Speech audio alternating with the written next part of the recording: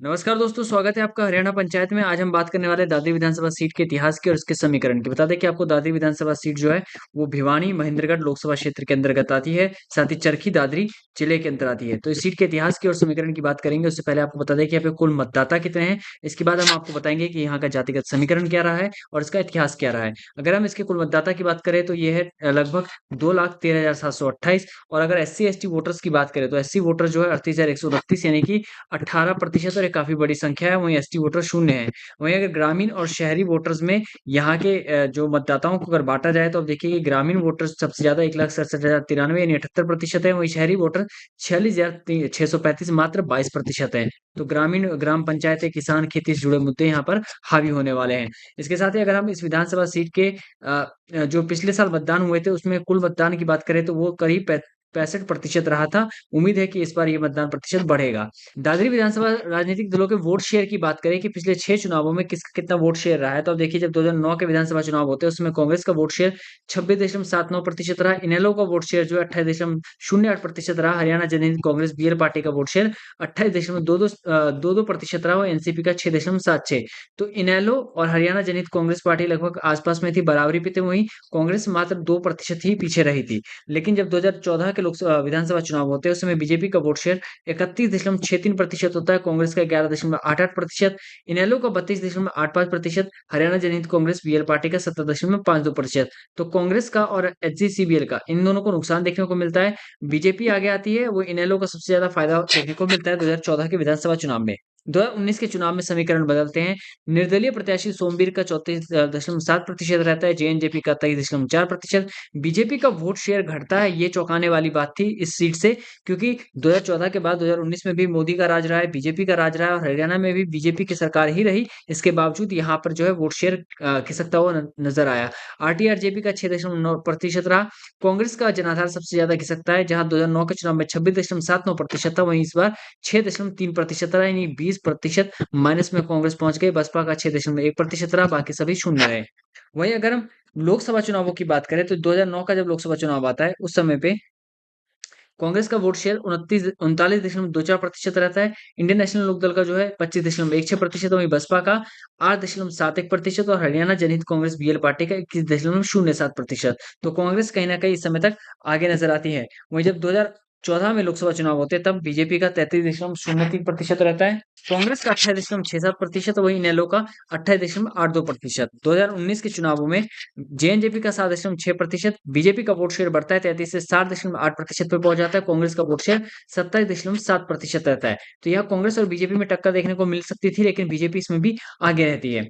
अगर हम पिछले 6 बड़े चुनावों की बात करें तो आप देखिए कि कई नाम इस बार इसमें नजर आते हैं आपको। बीजेपी 2 बार आगे रही, HGCBL जो 1 बार आगे रही, कांग्रेस 1 बार आगे रही, इनेलो 1 बार आगे रही और सोमवीर जो कि निर्दलीय प्रत्याशी थे वो भी 1 बार रहे।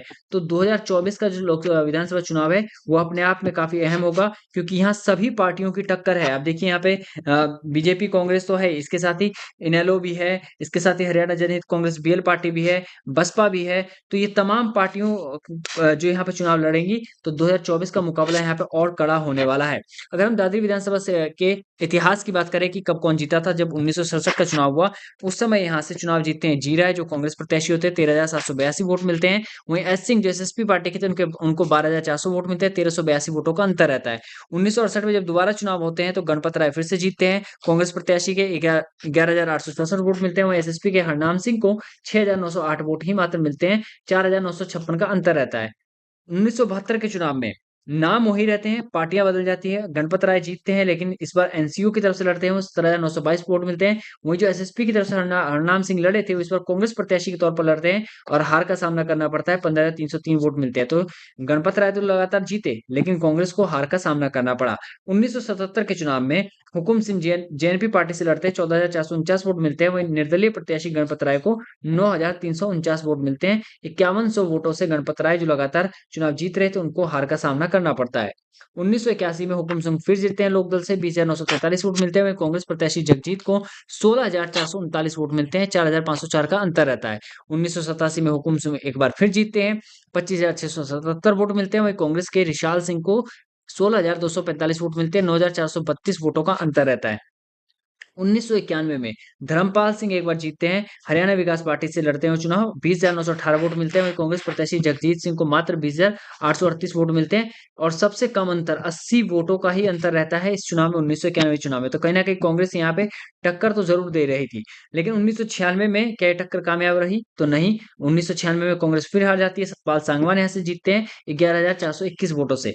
2000 के चुनाव में जगजीत जीतते हैं एनसीपी की पार्टी से, 23,943 वोट मिलते हैं। वहीं शकुंतला जो इंडियन नेशनल लोकदल के प्रत्याशी होते हैं उनको 23,166 वोट मिलते हैं। जीत का अंतर मात्र 777 का रहता है।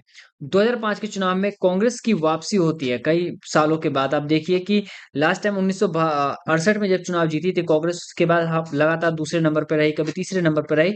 2005 में आके कांग्रेस की वापसी होती है, नृपेंद्र यहाँ से चुनाव जीतते हैं, 29,164 वोट मिलते हैं। निर्दलीय प्रत्याशी सतपाल को 27,874 वोट मिलते हैं। जीत का अंतर 1290 का रहता है। 2009 में सतपाल जीत तो जाते हैं, लेकिन हरियाणा जनहित कांग्रेस बीएल पार्टी से 27,790 वोट मिलते हैं। निर्दलीय इनेलो प्रत्याशी राजदीप को जो है 27,645 वोट मिलते हैं। जीत का अंतर काफी कम का रहता है, 145 का। 2014 के चुनाव में राजदीप जीत दर्ज करते हैं।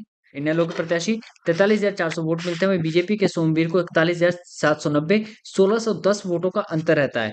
2019 में सोमवीर सांगवान यहाँ से जीत दर्ज करते हैं निर्दलीय प्रत्याशी के तौर पर। वहीं सतपाल सांगवान, यानी सांगवान वर्सेस सांगवान की लड़ाई थी, जेजेपी की तरफ से लड़ते हैं, लेकिन यहाँ निर्दलीय प्रत्याशी की जीत होती है और 14,272 से, यानी कि बड़े अंतर के साथ सोमवीर सांगवान जीतते हैं। तो आप देखिए इस पूरे विधानसभा में कई बार कांग्रेस आगे रही, कभी हरियाणा जनहित कांग्रेस बीएल पार्टी रही, बीजेपी दूसरे नंबर पर रही 2014 के चुनाव में, तो 2019 के चुनाव में निर्दलीय प्रत्याशी रहे। तो ये था दादरी विधानसभा सीट का इतिहास और समीकरण, यानी कि यहाँ पे किसी एक पार्टी का दबदबा नहीं है। अब देखना होगा कि इस बार दादरी की जनता किसे चुनती है। ये वीडियो आपको कैसी लगी कमेंट में जरूर बताएं, और अगर आपके विधानसभा से जुड़े आपके पास कोई इंटरेस्टिंग फैक्ट्स हैं, कोई रोचक तथ्य हैं, तो आप हमें शेयर कर सकते हैं, और चैनल पर नए हैं तो सब्सक्राइब करना ना भूलें।